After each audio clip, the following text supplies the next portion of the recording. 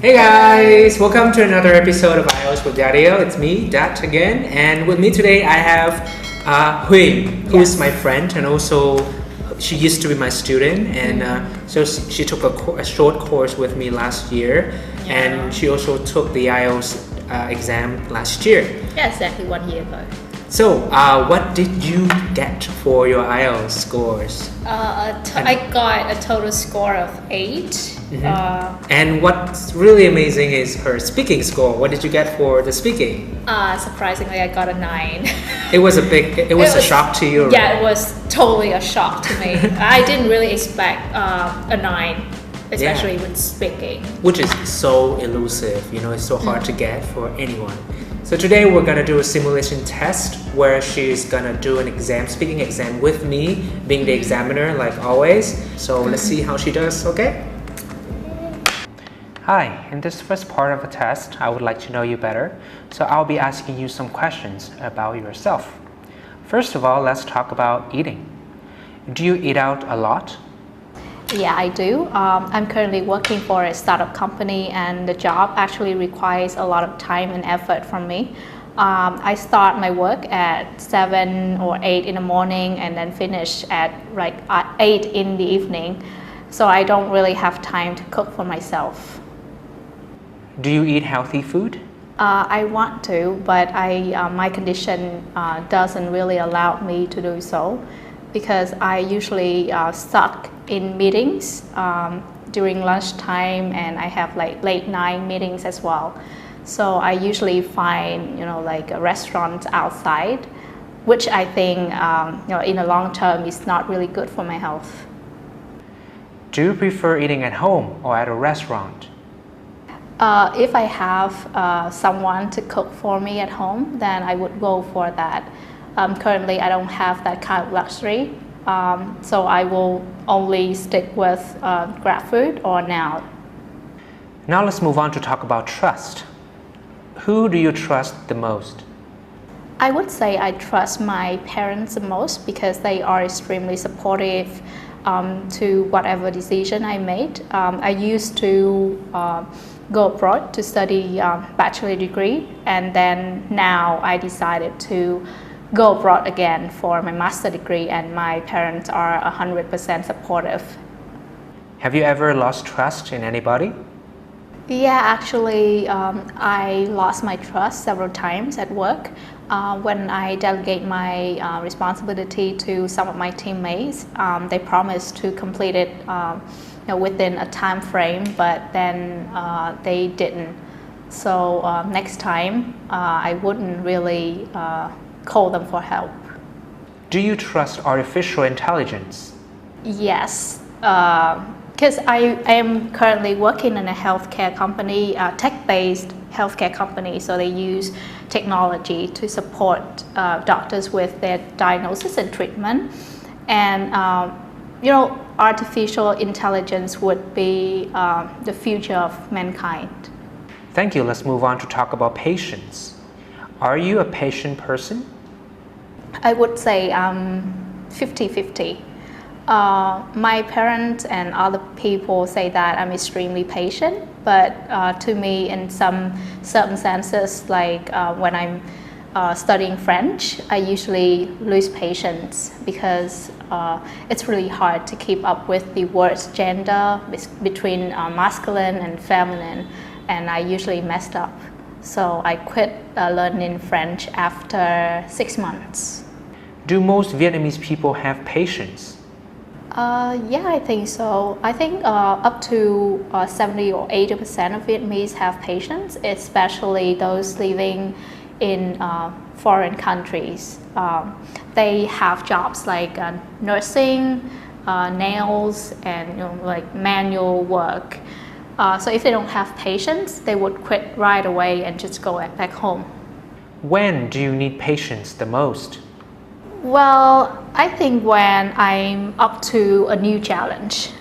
For my case, it's gonna be studying in Berlin without any knowledge of German language. So I have to take, I have to be 120% patient. with a new language, with a new city, new friends, new way of living. Let's move on to part 2 of the test. I would like you to describe a time you received a call from someone you don't know. So I actually received a scam call from a lady. I think the time was about 6 months ago when I was working in my office. The lady told me that I was qualified for her company's loyal customer program, and the price included, I think, 2 MAC lipsticks, 1 Daniel Wellington watch, and a package of Korean facial masks. And the total value of the price was about 3 million, but I only have to pay the shipping fee of 300,000 Vietnam dong. I actually read a lot of that on Facebook. The victims pay the amount of money required for shipping, 300,000, 400, something like that. And all they receive actually was fake products, and they can barely use them.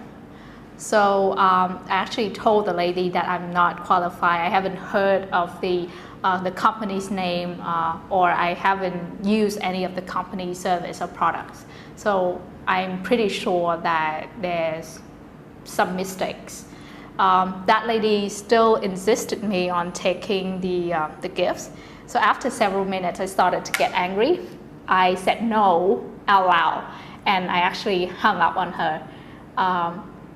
Well, after I told some of my friends about that, they actually told me I was rude to her for hanging up without any reason. But I'm just protecting myself from like frauds and stuff, because if I actually accept the gift, I will lose like data of my address, my phone number. Well, actually get my phone number already, my address, and maybe some other stuff. Now let's move on to part 3 of the test. In this part, I'll be asking you some general questions related to part 2. So first of all, let's talk about buying. Why do people buy things that are not necessary? As a person working in marketing, I think it's a trick from companies, like especially luxury company. They make that person feel special and feel like respected. Like if you buy an iPhone, like iPhone 11, iPhone 10, like right away after they are being released, then you are wealthy, you are well respected in a society. I think that's what marketers from luxury brands like, I would say iPhone is one of them, like to trick their customers. What should parents do when their children ask for things their friends have? Well, it depends on things. Like if it's something that is really beneficial to their study, or to their, I would say, mentally development, then as a parent to be, I would definitely save money to buy for my kids. But if just a new phone, a new laptop, like unnecessary things, then I wouldn't consider it as a must. And what things do young people like to buy? Well, I think nowadays young people, especially teenagers, like to buy expensive or luxury items just to show up their wealth and family, like financial conditions. Now let's talk about customer service. How important is customer service for you?